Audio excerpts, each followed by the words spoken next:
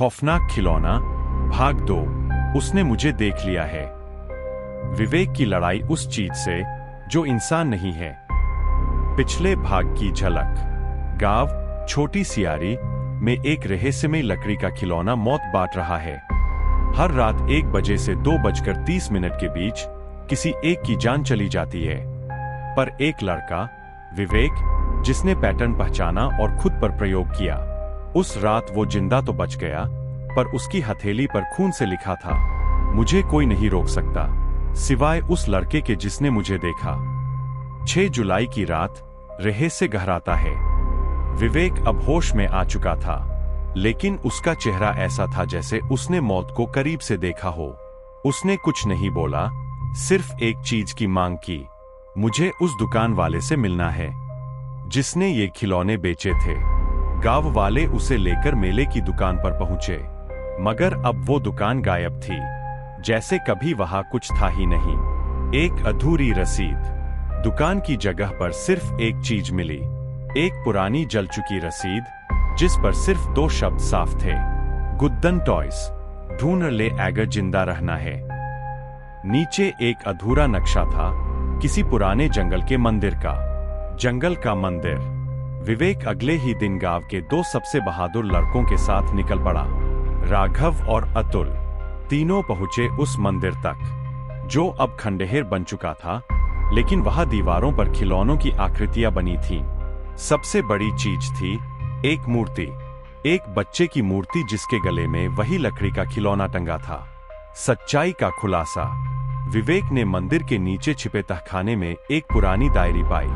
Diary किसी रामधारी बाबू की थी, जो एक खिलौना निर्माता थे और जिनका बेटा गुड्डन 1920 में एक बीमारी से मर गया था। रामधारी ने बेटे को वापस लाने के लिए तंत्र विद्या का सहारा लिया। उसने बेटे की आत्मा को एक खिलौने में बांध दिया, पर वो आत्मा अब पिशाच बन चुकी थी, जो हर साल 1 से 7 जुलाई तक हर रात विवेक की योजना। विवेक को समझ आ चुका था, खिलौना तब तक ताकतवर बनता है जब तक कोई उसे देख न ले उसकी असली शक्ल में।